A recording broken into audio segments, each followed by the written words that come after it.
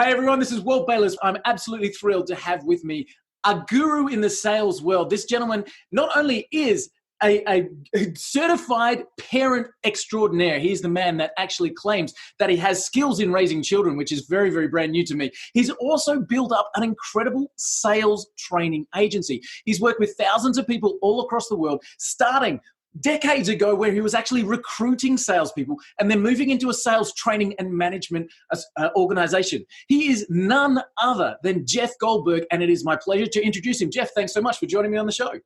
Thank you so much for having me, Walt. It's a real pleasure to be with you today. Hey, thanks, man. It is really great to have you with us. Now, before we kick off, you have a background in stand-up comedy. A background in it would probably be a bit of an exaggeration, but I have tried it a few times. I'm one of those guys that all my life people told me that I'm very funny, I should do stand-up. And I went to Club Med one time, and they give you an opportunity to be on stage there. So I tried it and killed. And then I came back to the States and said, maybe I actually could be a comedian. Went to an open mic night where anybody can go up, and I found out that making people laugh when they're on vacation and drunk is not quite the same as making them laugh in New York when they've paid $40 to see you. Right, exactly. I realized that I wanted to be able to feed my family. So interestingly, I wind up in a career where I do get to be in front of audiences on a regular basis, and making them laugh is part of what I do. It's called education. I love that. Actually, I was talking to somebody from a sales training organization on a previous episode, and they were very different. You and I are both extroverted, loud, let's go kind of stand-up people. And this person was talking from the softer side, you know, being a little bit more introverted and that kind of thing. And do you find that there's a model for salespeople that are typically successful, or can anyone with any background kind of fit into that role? Yeah, I believe anybody can be a salesperson, but there are certain traits or qualities which make you more likely to succeed in sales. For example, if you're extroverted, you're more likely to be successful, but I know a lot of introverted salespeople who make money. If you're articulate, if you're interesting, if you actually care about people genuinely, all those things tend to make you more likely to be successful. But I've always said I can make anybody into a salesperson. I may not be able to make you into a superstar, but anybody can sell. Nice. I love it. So you actually started the whole path or journey with sales in a recruitment agency. Is that right? You founded your own recruitment agency specializing in finding and placing salespeople. And then you kind of morphed into training. So how did that all come together? Actually, it started way before then. I started selling, I know a lot of the audience won't remember this, but I started selling Encyclopedia Britannica years and years, door to door, knocking on people's doors, standing in malls, going to state fairs, and hawking books. Eventually, I got to the point where I was looking for my next opportunity, and I answered an ad that turned out to be for a recruiting agency, and I went to work for them with the knowledge that I would work for them for a year, learn the business, and then become their sales manager a year later. Well, a year came and went, and I went to the owner and said, okay, I'm ready for my management job, because that was my background at the time, being a sales manager. And he said it wasn't the right time, and that's a direct quote. It wasn't the right time. I said, I don't know what you mean, but today is the day I'm supposed to be the manager. So if that's not going to happen, we're going to have to figure something else out. He wasn't ready. So I left, and I shook his hand and said, I'm going to go open my own agency. And that's when I did go into recruiting. Did that for about 4 years, recruiting salespeople and sales managers, because that's what I knew best, until the bottom dropped out of the market in 2001 here in the States. It became very difficult to place people because companies were laying off by the tens of thousands. Me, Mr. Positive Attitude, I stuck it out another 2 years, going down to my office in the basement every day saying, I'll turn this thing around. My wife, now ex-wife at the time, was trying to convince me, and by convince I mean cajole and plead and beat me up and cry, to go get a real job. And eventually I did. I wound up going to work for one of the 10 largest sales training companies in America at the time, DEI Management Group. They've since disbanded, but that's where I learned the business of selling and delivering sales training. And it took a long, long time to get there, almost 50 years, but I ended up in the job that I've been meant to do all my life, because I believe you have to be self-aware in life. I do love to be the center of attention. I do love to entertain, and I truly love to help others. Now, don't get me wrong, Walt. I'm not being altruistic here. I love to get paid for what I do, but it brings me great inner joy when I have calls and emails saying, hey, that thing you taught me, it worked. I closed another deal, or I got a promotion. So I truly love what I do. Yeah, very, very cool. So, as you said, it took 50 years to find the job, the career that you were designed to fulfill all of that time ago. Do you find that the history you had with recruitment, placing salespeople specifically, was that a good transition into training those people? Were you aware of what is needed to be intrinsically in a salesperson for them to be a good employee, to be a good person in that role? Yeah, I don't believe that the recruiting helped with that. However, my years in sales management and selling are what made me good at what I do. Yeah, cool. I have a deep understanding after being a salesperson for so long and managing salespeople for about 14 years for other, working for companies. That really was where I learned that people have to be trained. Very few people are effective in sales on their own. And unfortunately, most salespeople don't put in the time and effort to study their craft. Every time I go to my doctor, which is, thank the Lord, once a year because I'm a healthy person, he's always got books on his desk. Anytime I go to my lawyers, they have books on their desk. They're constantly studying. But sadly, most salespeople will not invest in themselves. So they do have to be trained. And the smart companies do invest, whether it's with somebody like me or they send them to seminars or read books or whatever. You've got to constantly be learning and growing. Look, I'm an expert at sales.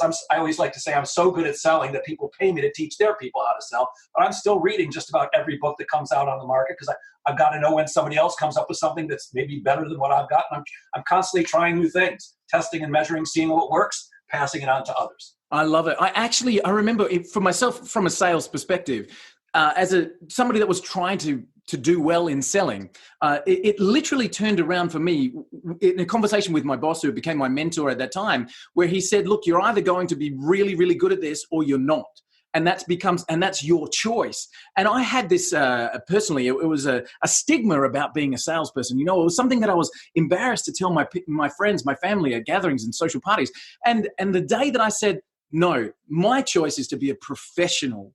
And I remember very clearly, I went up into the hills for a weekend. I took a whole bunch of material with me, some audio tapes that my boss, then my mentor, gave to me. And I literally sat down and I said, I'm going to be good at this. I'm going to start plugging in. And that change, where you talk about learning the craft, actually professionally deciding that this is what you're going to be really good at, no matter whether it's sales or anything, then tapping into the resources that are out there made a big difference for me. And do you recommend, Jeff, do you have a Bible that you say to people before we get started, read this? Do you have a set of books that you recommend regularly?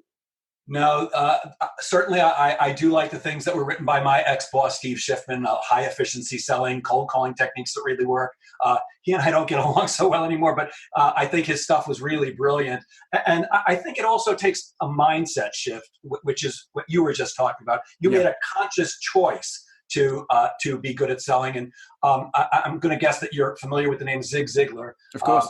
I love Zig. And Zig used to say that sell comes from the Swedish word selja, S-E-L-J-E, which means to serve. Now, I'm the kind of guy who doesn't trust anything like that. I actually looked it up. Selja does not mean to serve, but I love the thought that selling is about serving. And whenever I'm talking to salespeople, I always talk about the come from, like deep inside your gut. What's your come from? Your come from has to be, I'm here to help you. I'm here to serve you. And if I can't serve you, I'm going to let you know that. But I believe that prospects can smell greed and need like dogs can smell fear. And I've certainly been in a situation where I needed that deal. I needed that commission, but you can never do that. It's always got to be, how can I best serve the client? Because when you do that, they get it. Do you know, Jeff, that's interesting. I know exactly what you mean about that desperation, where you're walking into that and thinking, damn, if I don't do this, I'm going to lose my job, or I'm not going to be able to pay rent next month. Like, I know that desperation. And I'm betting that somewhere listening right now or watching this video is an entrepreneur, somebody that runs their own business, who's going into a pitch, who has that exact same thought right now. That, damn, if I don't get this, it's done. How would you suggest we take that person right now and help them reframe a little bit before their presentation this morning? Yeah, I suggest they call me. Not to pay me. I'm serious. I really do believe that givers get. And I'm happy to speak to anybody who's having a tough time. I have a mentor in this business who taught me everything about training and how to do it. And I always say pretty much every word that comes out of my mouth is really his. His name is Steve Bookbinder, and he also worked for Steve Schiffman at DEI.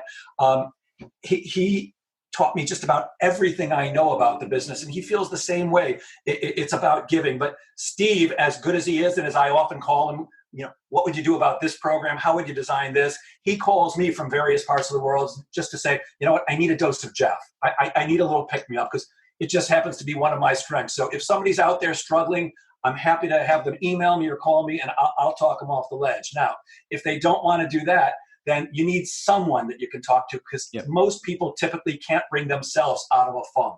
You need somebody else to share your feelings with, and you need to really acknowledge the truth. I think a lot of times salespeople have been conditioned to fool themselves.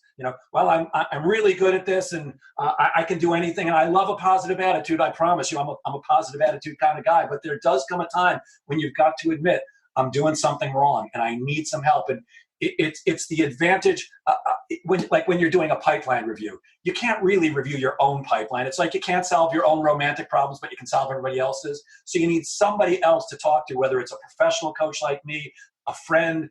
I usually advise people a family member is not good because they love you too much and they're just going to pat you on the back and say it's okay. And sometimes you do need someone who's going to give you that kick in the butt and the advice that you need to move forward. So read a book, go online. Look, as you know, well, there's a lot of free information right on YouTube. Just do something to get yourself out of your head and realize that I think this is crucial.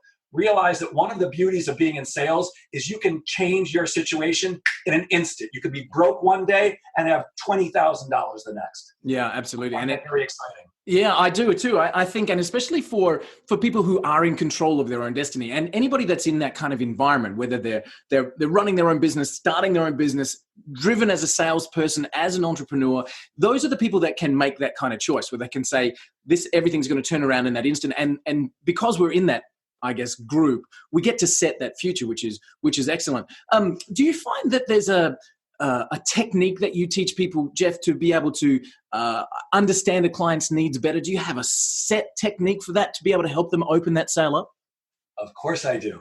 The first thing that you have to understand is that some things have changed in the 45 years that I've been selling. Some things have certainly changed. The internet changed a lot of things, but some things remain the same. And one of the things that remain the same is that people do business with people that they both like and trust. So in any selling situation, the first thing you have to do is establish rapport with people. You got to get them to begin to like you and trust you. And I teach a particular method for doing that.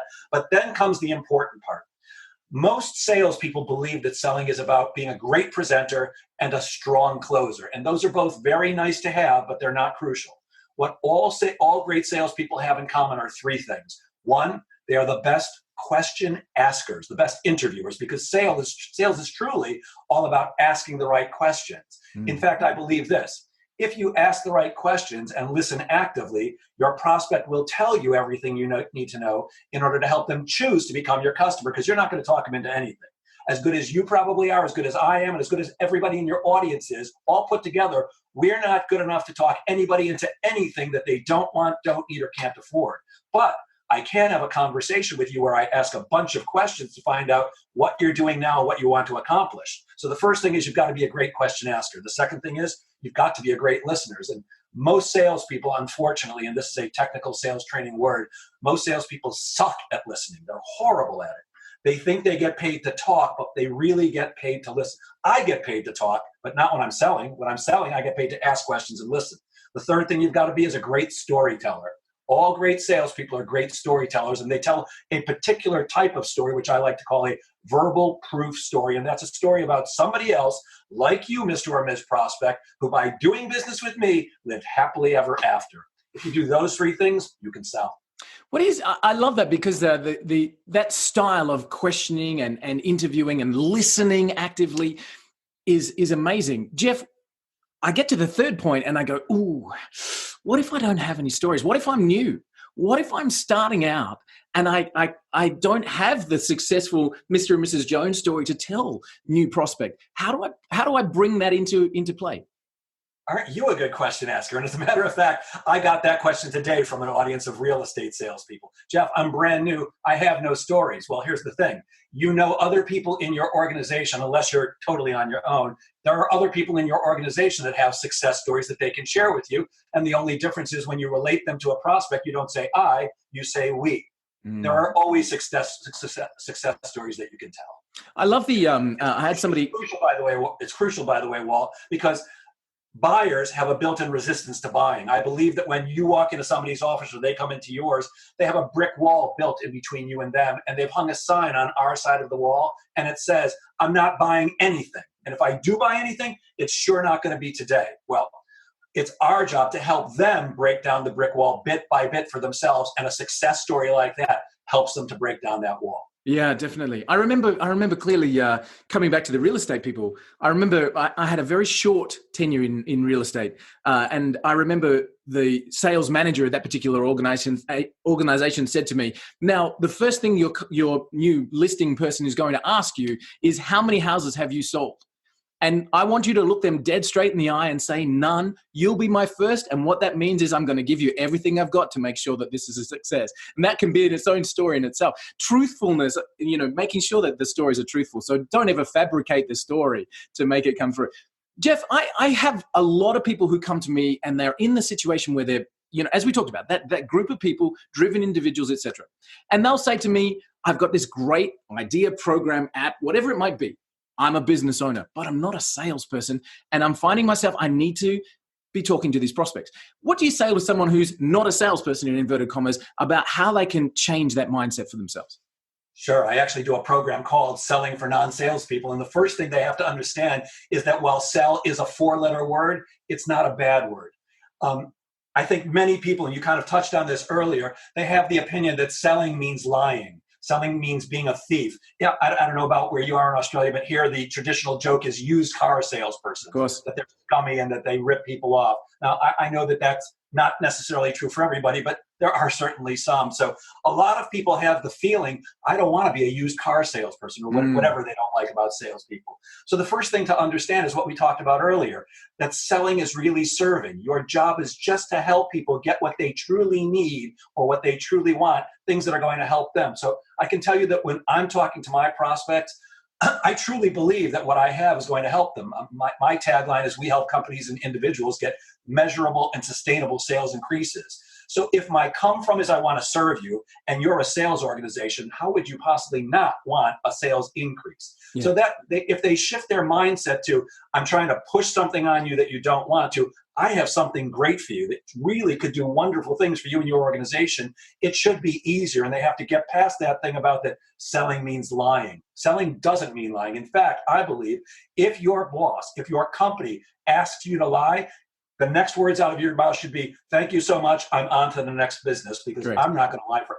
I came to a point in my life, Walt, at the age of 31, where I decided I was never, ever again going to lie to make money or have sex with a woman. I've managed to avoid both for the rest of my life. Well, that's great. I get to sleep at night and make money. Nice. I think that's such a crucial part out.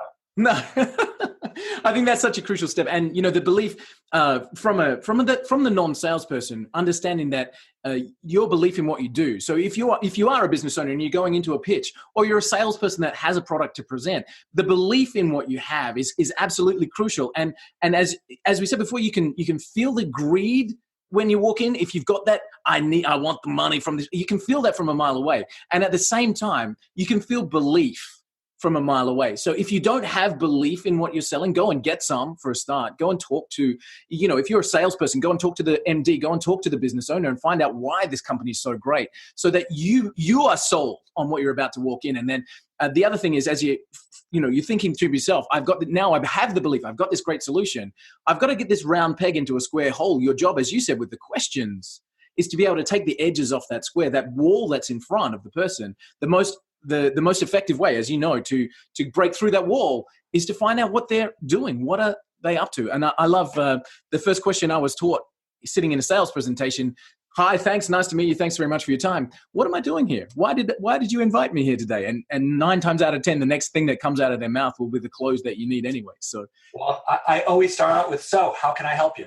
Yeah, absolutely. Tell me. There's a couple of things I wanted to point out, though. There's a word you used a moment ago that, no offense to you, I don't like at all. And that word is pitch. Yeah. I never want to hear sales. Pitching implies that I'm just talking to you and telling you why you should buy my product, when it's really about asking the right question. So I'm not a big fan of pitching. Now, at some point, we do have to give our pitch. We have to explain to people, here's what we're going to do for you. Here are the features and here's why it's good for you. What are the benefits?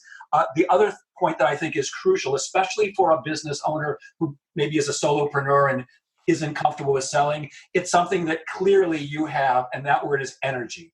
If you're not excited about what you're going to do or what your product or service is going to do for your prospect, why in the world would they be excited about it? Yeah. People are not going to make a decision unless you can get them excited, because as I'm sure you know, Walt, people have a built-in aversion to making buying decisions. And the reason is clear. It's because they always think, what if it goes wrong? I've got phone service. Why do I need to try a different phone service? I have a dial tone. Why should I switch? And it's our job to help them be comfortable with that. And energy and enthusiasm are contagious. So if I'm not enthusiastic when I'm pitching Jeff Goldberg and Associates, then why would they get excited about handing me a bunch of money and, more importantly, trusting me with the future of their company? When somebody buys from you, no matter what it is you're selling, they're trusting you. It's an app, like you said, it's sales training, it's whatever your product or service is. Why should they trust you if you're not excited about it? So yeah, definitely. You've got to have energy and real belief. And again, if you don't, just like with lying, go find something else to do.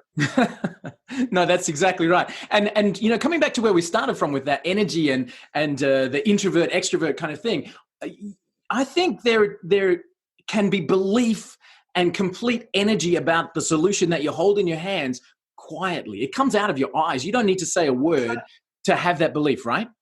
Absolutely true. Look, you and I happen to be energetic kinds of guys. I'm guessing that, like me, this is not an act. This is the way I'm wired up. Yeah, it doesn't work for everybody, by the way. Some relationships, it's like, calm down, all right? But that's the way we're wired up. But you absolutely can convey enthusiasm just with a look or with your words. You and I are kind of enthusiastic guys, but it's okay to say, hey, I'm really excited about what I've got to show you today. Yeah, now, exactly. That doesn't sound like the way you and I would say it, but it says the same thing. So while I believe it's better to have that enthusiasm, and it is catchy, using the words is almost as good.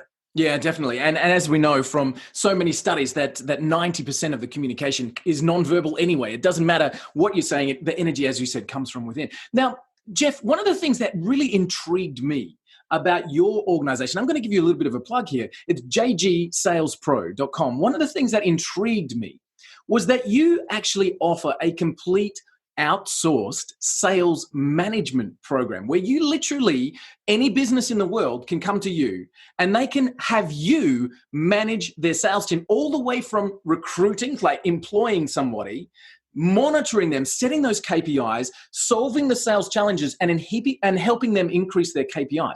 I find that fascinating because it's a service that I've never heard about before. And is that something that has been a huge, magnet for people to come to you? I think that's incredible. It's a game changer for me. And I'm going to take up a minute of your time with how this happened, because I had never heard of this either. So a client who had used my services 10 years earlier called me and said, hey, Jeff, haven't seen you for a long time. I love what you do. Why don't you come in and spend a day with my people, kind of pump them up and give them some training, and it'll be great. And I said, of course, if you've got money, I love working with you. Let's get together. So at the first break, this guy, his name is John, he came up to me and he said, I forgot how good you are, and you've gotten so much better in the last decade. Is there something more that we can do together on a regular basis? And I jokingly said, do you have money? And he said, yes, I do. I said, then there's something we can do. Now, I don't know if you're a religious man, Walt. I'm not really, but something from up above shot into my head at that moment, because he said, what could we do together? And I said, how about if I manage your sales team?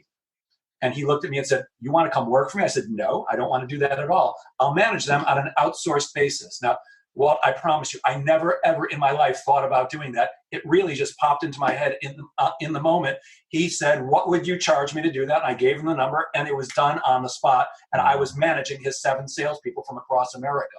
I think there are companies now that are starting to catch on that this is a market, but I haven't met any. And it's really amazing, because the typical prospect for me is a smaller company with less than 10 salespeople, almost always with the salespeople reporting directly to the owner of the company. Who's too busy. When I say to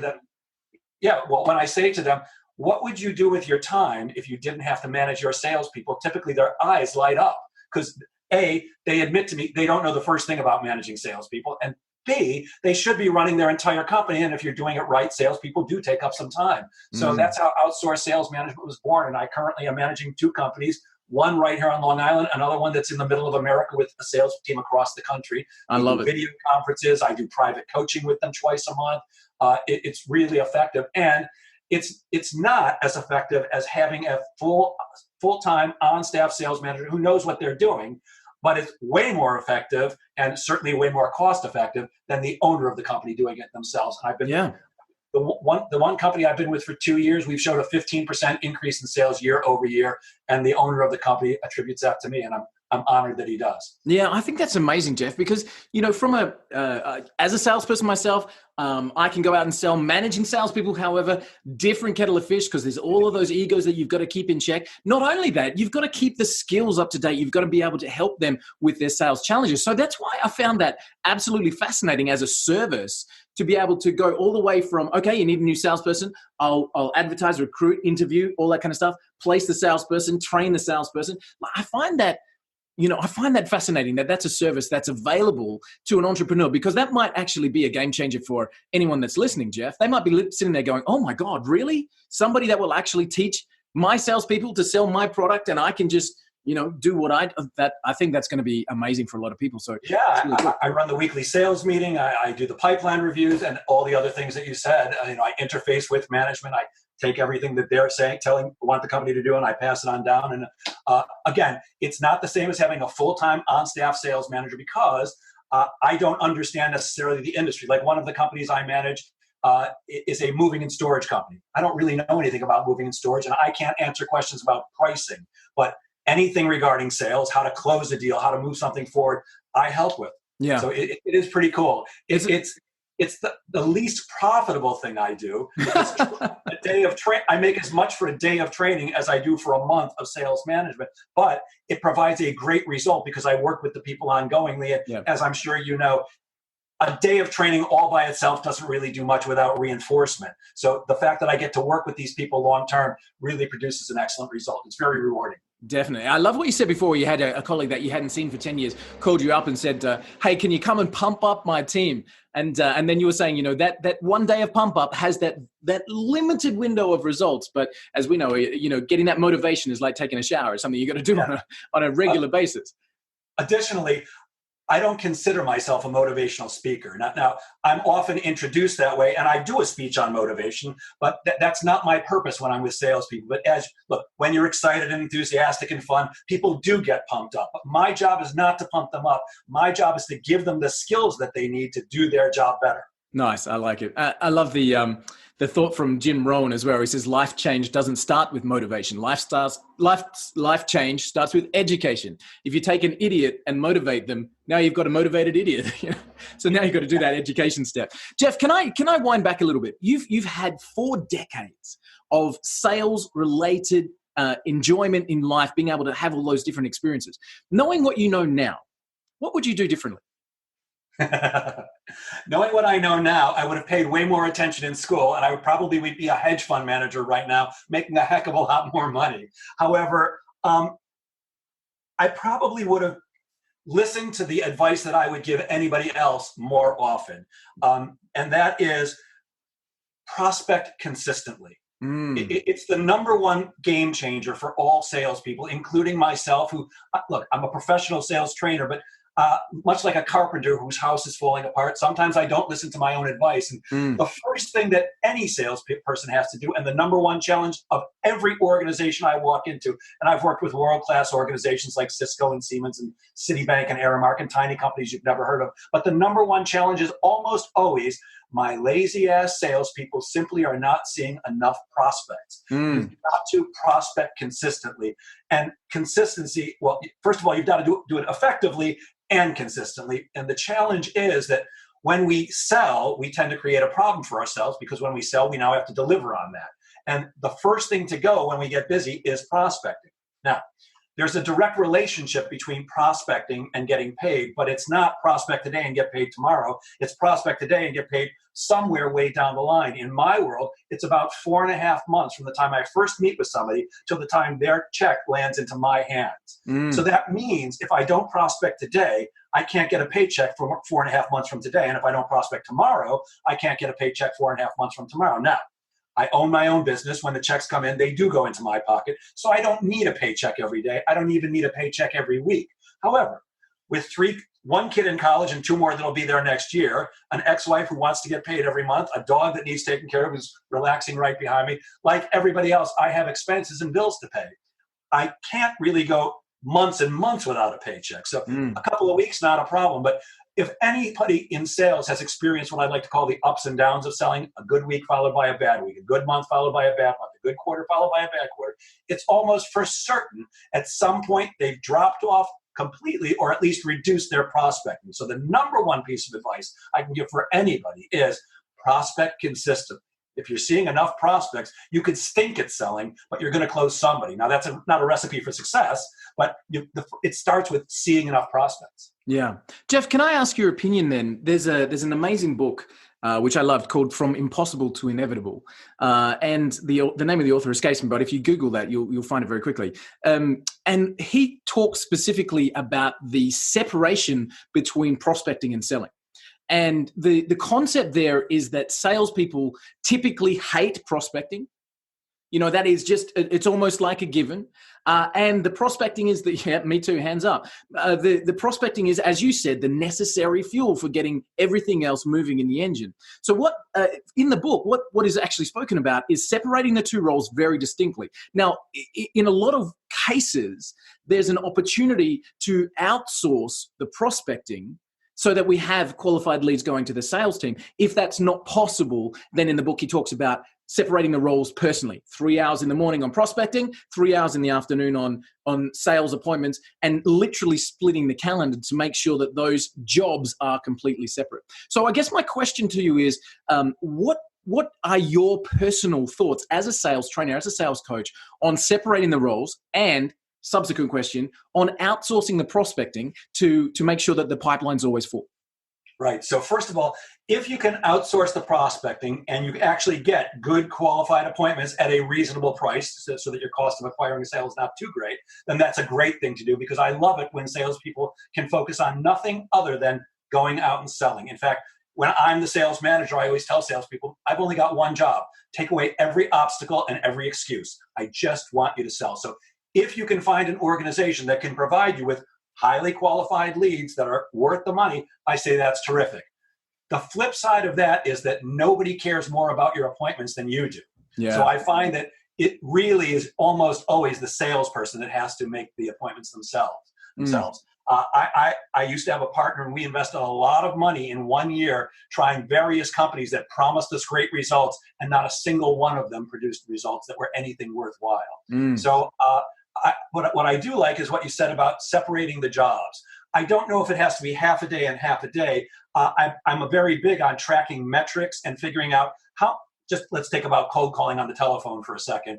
How many dials does it take me to get through to the right person? How many conversations result in an appointment? How many appointments does it take to close a deal? You have to know all of those things. So it could be, based on your particular world, you only need to prospect for an hour a day, or you might need to prospect for 5 hours a day. I don't know, but it's very useful to track that and figure out exactly how much time and effort do I have to put into prospecting, and how much time will I have to sell.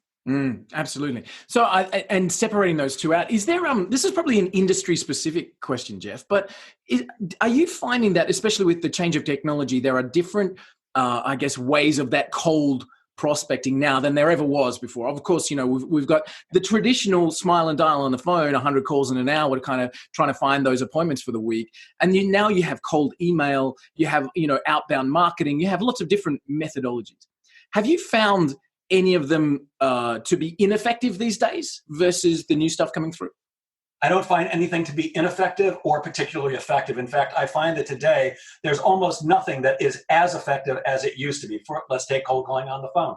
It's still, in my opinion, the most time efficient and cost effective way to fill up your calendar with appointments if you do it well. Right. But if you don't, if you suck at it, you've got to do something else. Yeah. I like to teach a blended approach. I believe all salespeople should be doing some cold calling via the phone, some email marketing, networking. I'm a big fan of expanding your network and finding people, especially people who are selling to the same type of people that you are in non-competitive industries. For example, I like to network with sales recruiters. I'm not a sales recruiter. I mean, when I'm the outsourced sales manager, I'm recruiting salespeople, but that's not my job. Well, the sales recruiter is selling to the same person I am, a VP of sales or an SVP of sales, a CEO or a president. So I can make a relationship with them where I can offer them leads and they can offer me leads. Yeah. I'm not a big fan of paying people for leads, although if that's what they want to do, I'm happy to. But I'm a big fan of let me help you, you help me if you can. Somehow it's all going to get paid back. But I really believe that it boils down to, when it comes to prospecting, testing and measuring. See what you're good at, see what's effective.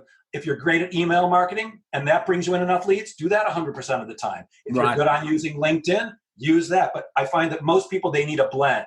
What I find is not great is most people will stick with one thing even though it's not working, because either they tried it and it worked once but it never worked again, or their boss said this is what you have to do. I'm only interested in what works well as long as it's legal, moral, and ethical. I don't care what my salespeople do, as long as they don't lie, cheat, or steal, and they bring in a bunch of business. How long should someone run a particular style and measure before they either go all in or give it up for good? Yeah, enough to get a representative sample. I can't answer that. It's funny, I got that question again today from a guy who's very big on email marketing at this group of real estate salespeople. I can't answer that question. You need enough of a sample. I mean, you can't send out 10 emails, you don't get any results, and go, well, that didn't work. That's not enough. You've got to give it a good shot. With cold calling on the phone, you probably have to go weeks before you're going to know whether it's getting you a good result. Email marketing, you can see much more quickly and it's easy to measure. But the thing about email marketing is there's so much that goes into it. Is your subject line right? Are you getting to the point quickly? Yeah. Are you talking about yourself, or are you actually talking to the client? There's a million things that go into it. So I like people to try everything, see what feels good to them and what gets them the best result. Stick with that and get rid of the rest. Nice. I like it. Jeff, can I ask you, your history and the lessons there are awesome. If you had an opportunity right now to talk to yourself in 20 years' time, we're looking forward and we're seeing Jeff Goldberg in 20 years' time, and senior Jeff has an opportunity to say to you what he thinks you should be doing for these next 20 years. What do you think older Jeff would be giving you as advice right now? He'd be saying, go sit on the beach and drink tequila every day because you're old enough and you should be doing that. Okay. Unfortunately, I've always been good at making money, but not very good at saving it. So I'm at the age where I should be retiring, but as I mentioned, I've got one kid in college and 2 going next year. So there's no retirement in my near future. Nice. Okay. I believe that what older Jeff would tell me is that I might have made a mistake in setting up my business the way I did. And I set up my business so that I could take time off whenever I wanted to. I mentioned the beach. I live a block from the Atlantic Ocean because I love the beach. And I set up my life so that during the summer, I'm typically done with work by 2 o'clock and I'm on the beach by 3. If I was really looking at it 20 years from now, I'd probably be telling myself, oh, by the way, I did that. I purposely never had employees because I don't want to be responsible for anybody else if I want to go to the beach and drink tequila. True. So I'd probably tell myself, maybe you should have set this up differently and built an organization, because the fact is I can never sell my business because I am my business. There's okay. You've still got time. The good news is you've still got time. Nobody could build a sales team around you better than you could. So that's very cool. And you mentioned that you've got a lot of learning still to do, Jeff, which I loved. You were talking about the fact that you really are practicing your craft and keeping up to date. What are you reading right now? Is there something that's on your shelf? That's so funny that you asked. I'm reading The Transparency Sale by Todd Capone. I used to work with Todd, and he was always a very smart guy.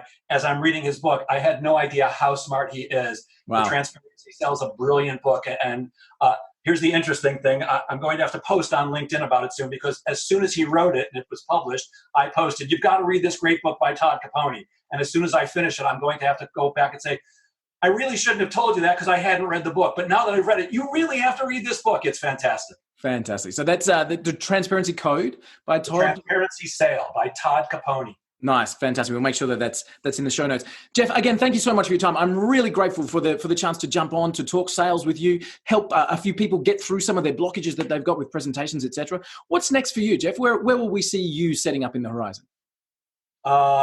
looking for more prospects and clients, Nice. taking care of the ones I've got, trying to be the best dad I possibly can for my young children, and spending some time on the beach. Not drinking too much tequila. Jeff, thank you so much for the chance to come and say hi. Guys, this is Jeff Goldberg from jgsalespro.com, and you can head over there. Also follow Jeff on LinkedIn. He's dropping a lot of information on LinkedIn, a lot of good tips that you can catch up on. And I hope that as you've been listening, you've been able to pick up some things that can help your sales career. I love some of the information Jeff was talking there about questioning, etc., and getting through that blockage.